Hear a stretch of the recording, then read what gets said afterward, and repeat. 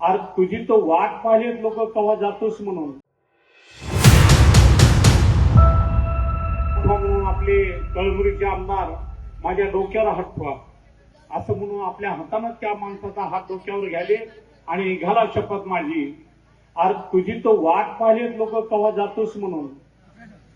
कारण या हिंगोली शहराला लागलेला कलंक मित्र. या हिंगोली शहरात जुगाराच्या नाव नव्हतं, मटक्याचं नाव नव्हतं, हिंगोली शहरात रेती माफिया नव्हते.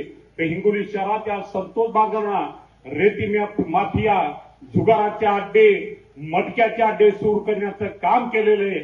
त्याला जर चाप बसवायचा असेल या निवडणुकीत त्यांना त्यांची जागा दाखवण्याचं काम आमच्या मतदार बांधवांनी करावं अशी विनंती करण्यासाठी आम्ही इथं आलो. मित्र, संतोष बांगर या भागात आल्यानंतर त्याला एकच प्रश्न विचारा. तू महादेवाचा भक्त आहे, दररोज 100 महादेवाच्या तू शब्दा घालतोस. तू शेताला पाणी 2 इंची सिद्धेश्वर आणि हिंगोलीच्या मधून येणारी आमची पाईपलाईन, या पाईपलाईन मध्ये घरी जाऊन त्याच्या घरच्या पोरांना रुमाल टाकणं किंवा तो प्रवेश झाला. आज ते एक नवीन बाबूरावजी मला बातमी सांगितली की माझ्या दुकानावर जातात आणि माझ्या डोक्यावर हात ठेवा म्हणून आपले कळमुरीचे आमदार माझ्या डोक्यावर हात ठेवा असं म्हणून आपल्या हातानं त्या माणसाचा हात डोक्यावर घ्याले आणि घाला शपथ माझी. अरे तुझी तो वाट पाहिलीत लोक कवा जातोस म्हणून. कारण या हिंगोली शहराला लागलेला कलंक मित्र. या हिंगोली शहरात जुगाराच्या नाव नव्हतं, मटक्याचं नाव नव्हतं, हिंगोली शहरात रेती माफिया नव्हते.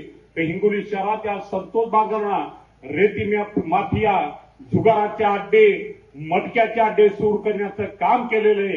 त्याला जर चाप बसवायचा असेल या निवडणुकीत त्यांना त्यांची जागा दाखवण्याचं काम आमच्या मतदार बांधवांनी करावं अशी विनंती करण्यासाठी आम्ही इथं आलो. मित्र, संतोष बांगर या भागात आल्यानंतर त्याला एकच प्रश्न विचारा.